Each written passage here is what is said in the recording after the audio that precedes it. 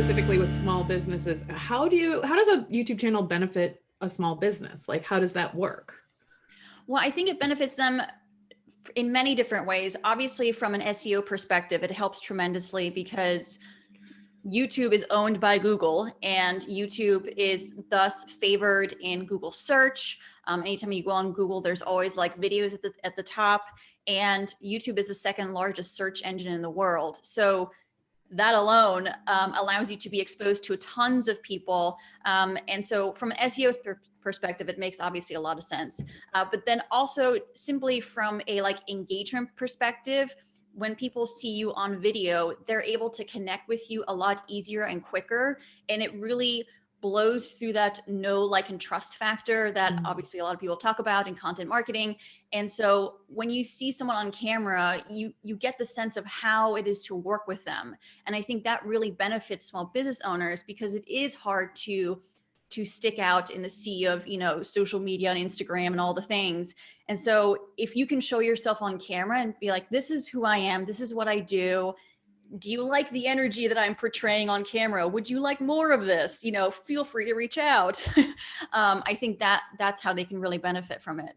I feel like it's more of a conversation, between YouTube and podcasting. YouTube, you're actually seeing people's expressions and you can get those visual cues that go along with it. And then podcasting also has that sense of intimacy that, someone's in your ears and in your head in a different way. Whereas if you're just reading words on a page, it can be limiting in terms of what's the tone that this person is taking and what's the kind of way that they feel when they're saying this. It can be harder to read into that. So I completely agree. Yeah, absolutely. Do you find that people convert better when they see you on YouTube as opposed to when they were reading your blog? Absolutely. Absolutely.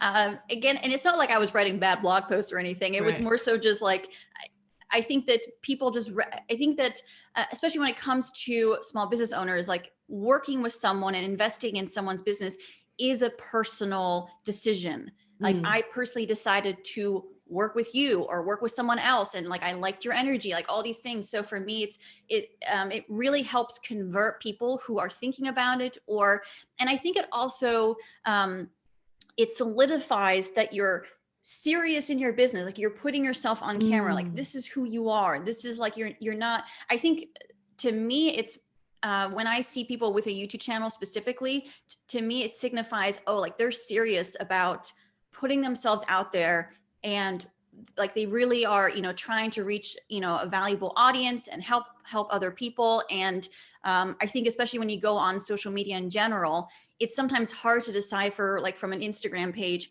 is this person a legitimate business? No offense, but like, or is it just like something? And so you can't hide when you're on camera. Yeah. And I think that is really valuable. So I definitely feel like it converts people. Like, I mean, similar with a podcast, you can't, yes, you're not on camera, but you can't hide, your conversation or your thoughts either. And I just think that because being on camera and being on YouTube is somewhat more of a vulnerable position, but it also is more of an empowering position because you're like, this is who I am. This is what I do. And so here's all the content I've created for free for you to consume and learn. And then if you want more, you can sign up for my email list or work with me or like all the things. Yeah, I love that. I had somebody who watched my YouTube channel, joined my program, watched those videos, booked a one-on-one call with me, and then was like, oh, you actually are just the way that I expected you to be. Like, you've been in my kitchen with me as I've been doing dishes and watching your videos, and now I just get to talk to you and it's weird. Like they've spent so much time with me and my voice and my face at that point that when I actually show up on screen with them, it's like, oh, right, you're talking to me now, which can be kind of a weird shift in perspective as a creator too. So let's talk a little bit about what you just said about vulnerability and that feeling of putting yourself out there and potentially being known by people before you talk to those people. How does that work with you and your clients? And how do you get people prepared for that feeling?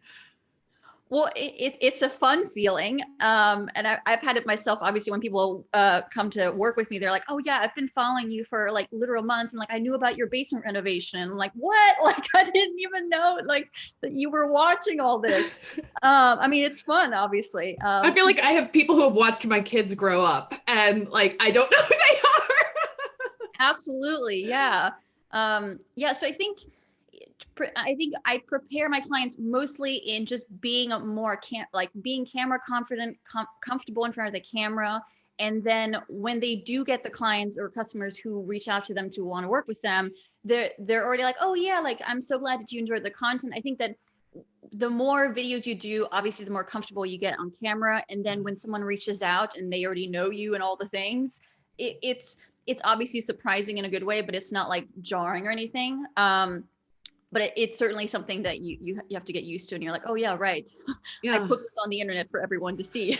It can shorten the sales cycle quite a bit. You know, when people have already done the work, they already have connected with you. And then by the time they get to a sales page, it's like, yeah, I know I want to hire Victoria because she's given me so much value for free.